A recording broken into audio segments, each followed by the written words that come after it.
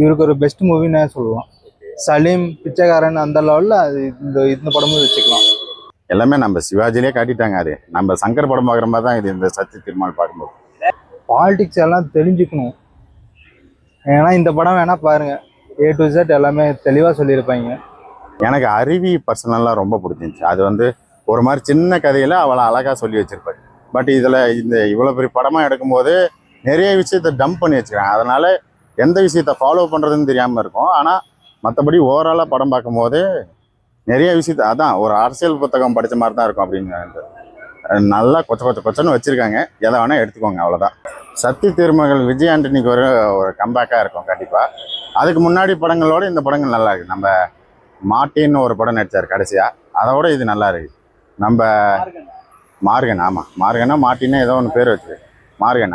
அதோட இதில் நல்லா இருக்குது. அவரோட ஆக்டிங் ஸ்கோப் இதில் கொஞ்சம் நான் ஒரு மாதிரி இம்ப்ரவைஸ் பண்ணி வச்சுருக்காரு. நம்ம அரசியல் நிறையா டைலாக்ஸ்லாம் வந்து அவரை சுற்றி தான் நடக்குது. அவர் அதாவது செக்ரட்டரி பிஏவாக இருப்பார். அது வந்து அது ஒரு மாதிரி சூப்பராகவே கொண்டு போயிருக்காங்க. இது ஃபுல்லாக வந்து ஒரு ஃபுல் ஃப்ளெஜ்டான ஒரு அரசியல் படம்.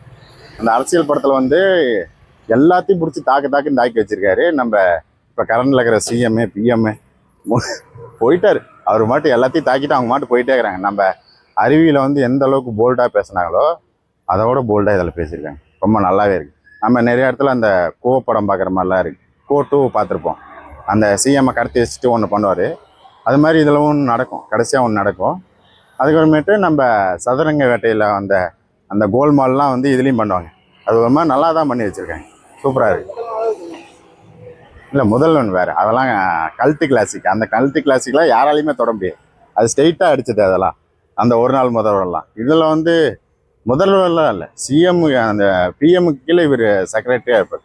அந்த செக்ரட்டரி ஆஃபீஸ்க்குள்ளே என்னென்ன அந்த கோல்மால்லாம் நடக்குது, அதுக்கு வந்து இவர் ஏன் இந்த மாதிரிலாம் பண்ணிட்டுருக்காரு அப்படின்னு சொல்லிட்டு ஒன்று இருக்கும்.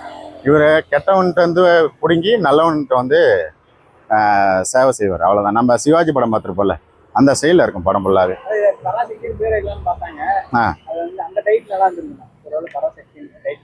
இல்லை என்ன பேர் வச்சாலும் படம் உள்ள கருத்து சொல்ல வர்றது இது டைட்டிலுக்கும் அந்த படத்துக்கும் சம்மந்தமே இல்லை. நம்ம எது வேணால் வச்சுக்கலாம்.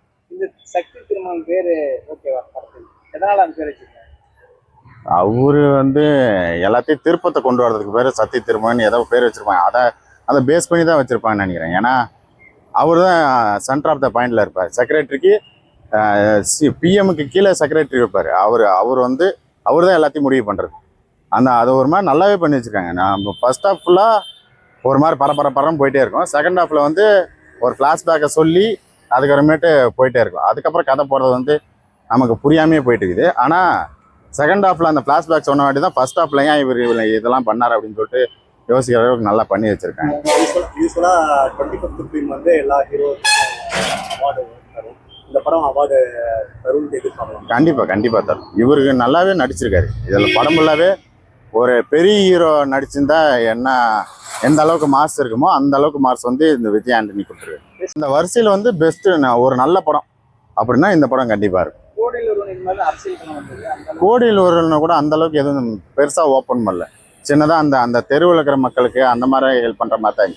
பட் ஆனால் இது ஆல் ஓவர் இந்தியாவுக்கே வந்து ஒரு மாதிரி என்னென்ன அரசியல் இருக்குமோ அதை இது ஒரு அரசியல் புத்தகம் மாதிரி இந்த படம். நீங்கள் அதை ஓப்பன் பண்ணி என்ன வேணால் படிச்சுக்கலாம். நம்ம ஒரு காமெடி ஆக்டர் ஒருத்தர் பண்ணியிருப்பார் பிஏவா, விவேக். அந்த பிஏ மாதிரி ஒருத்தர் பண்ணியிருப்பார். அவர் ரொம்ப சூப்பராக பண்ணியிருக்காரு. வில்லன் கேரக்டர் வெயிட் ஆகிறனால படம் வந்து சுவாரஸ்யமாக போகுது. ஏன்னா அப்படி ஒரு வில்லன் இருந்தால் மட்டும்தான், ஒரு கார்பரேட் வில்லன் மாதிரி ஒருத்தன் அவன் தான் டிசிஷன் பண்ணுறது. அது செக்மேட் வச்சுக்கிட்டே இருப்பார். அதை வந்து ஹீரோ வந்து அட்டி வாங்கி அப்புறம் அவர் எப்படி வைக்கிறாரு, அதுதான் இந்த படம் ஃபுல்லாக இருக்குது. பணம் தான் இந்த படம் ஃபுல்லாகவே. ஸோ அந்த பணம் பரிமாற்றம் வந்து அதுக்கப்புறமேட்டு பிளாக் மணி எப்படி ஒயிட் மணியாக மாற்றுறாங்க, இது எல்லாமே நம்ம சிவாஜிலே காட்டிட்டாங்க. அது நம்ம சங்கர் படம் பார்க்குற மாதிரி தான் இது. இந்த சத்தி திருமால் பார்க்கும்போது இது இவருக்கு வந்து 25th ஃபிலிமே கம்பேக்காக இருக்குது.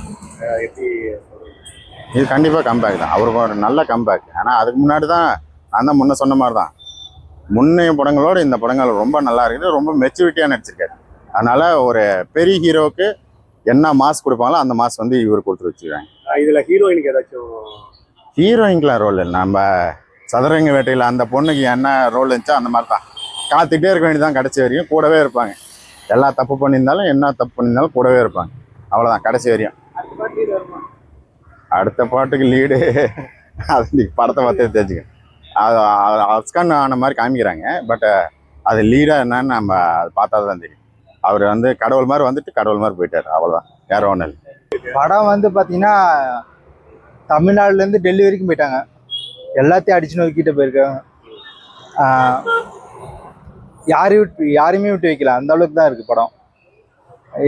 எப்படி உள்ள பாலிடிக்ஸ்க்கு வந்து எப்படி போயிட்டு இருக்கு உள்ள, அதுதான் அவங்களுக்கு அது மெயின் கதையே. இவர் வந்து காலகட்டத்துக்கு இது கரெக்டாக கண்டிப்பா எல்லாம் தெரிஞ்சுக்க வேண்டிய விஷயம். பிளாக் மணியை எப்படி ஒயிட் ஆக்குறது, அடிச்சு வாங்குறது, நிலம் வாங்குறது எப்படி, அது மணி மாத்துறது எப்படி, அதுதான் எனக்கு ஃபர்ஸ்ட் ஆஃப் ஃபுல்லாகவே எனக்கு ஓகே தான். இப்போ பார்த்தீங்கன்னா மேக்ஸிமம் படம் வந்து பாலிடிக்ஸ் பற்றியே வந்துட்டு இருக்குது. இதுலேயும் பாலிடிக்ஸ் பற்றி வந்துருக்கு. அதை பற்றி என்ன நினைக்கிறீங்க? பாலிடிக்ஸ் எல்லாம் தெரிஞ்சுக்கணும். ஏன்னா இந்த படம் வேணா பாருங்க, A to Z எல்லாமே தெளிவாக சொல்லியிருப்பாங்க. இப்போ ஒரு ஹீரோ எடுத்துக்கிட்டாலும் 25வது ஃபிலிம் வந்து சில்வர் ஜூப்ளி ஆகும். இது அவார்டு வாங்கும் ஒரு ஃபிலிமும் ஒரு ஹீரோ நடிக்கும். இந்த படம் வந்து அவார்டு வாங்கும்னு நினைக்கிறீங்களா? கண்டிப்பா வாங்கும். இவருக்கு ஒரு பெஸ்ட் மூவின்னு சொல்லலாம். சலீம், பிச்சைக்காரன் அந்த லெவலில் அது இந்த படமும் வச்சுக்கலாம். சலீம் பிச்சைக்காரன் ரோலுக்கு அப்புறம் இது வந்து ஒரு டிஃப்ரெண்டான கேரக்டர். ஆமாம், அதை பற்றி என்ன நினைக்கிறீங்க? அதுதான் அவருக்கு ஒரு பொலிட்டிக்கல் பர்சன் உள்ள இருக்கவர் எப்படி இருப்பார் அந்த அளவுக்கு தான் இருக்கும். எப்படி சொல்றது, பினாமி மாதிரி தான் அவர் ரோல் இருக்கும். கரெக்டாகவும் பண்ணியிருக்காரு. இப்போ இவரோட படமும் இவரே நடிச்சிருக்காரு, இவரே மியூசிக் போட்டுக்கிறாரு. இவரோட மியூசிக் எப்படி இருக்கு? மியூசிக் நல்லாவே வந்திருக்கு. பிஜிஎம் சரி, பாட்டும் சரி, நல்லாவே வந்திருக்கு. எந்த இடத்துல பிஜிஎம் கொடுக்கணுமோ அந்த அளவுக்கு கரெக்டாக கொடுத்துருக்காரு. லீடு அது மாதிரி எதுவும் கொடுக்கல. அவ்வளோதான். இப்போ பார்த்தீங்கன்னா போஸ்டர் எல்லாம் மணி சம்மந்தப்பட்டது வந்திருக்குது. அதை பற்றி என்ன நினைக்கிறீங்க? அதுதான் இந்த பிளாக் மணியை மாத்துறது, பொலிட்டிக்ல வந்துட்டு மணி எப்படி இதுவாகுது, எப்படி எக்ஸ்சேஞ்ச் பண்றாங்க, அந்த இதுதான் கான்ட்ரவர்சி ஆயிருக்கும். யார் நடிச்சு இல்லை, இவரு வந்து மோஸ்ட்லி வந்து பார்த்தீங்கன்னா அரசியலை பற்றி தான் எடுத்துட்டு இருக்காரு. ஸோ இவருக்கு கரெக்டான சப்ஜெக்ட் தான் இது. பிச்சைக்காரன் 1 and 2 டிஃப்ரெண்ட் கேரக்டர் நடிச்சிருந்தாரு. ஆமா, அடுத்து கம்பேக் வர படத்தெல்லாம் அடுத்தடுத்த படத்தெல்லாம் வேற டிஃப்ரெண்ட் கேரக்டர்ஸ்ல நடிச்சிருந்தாரு.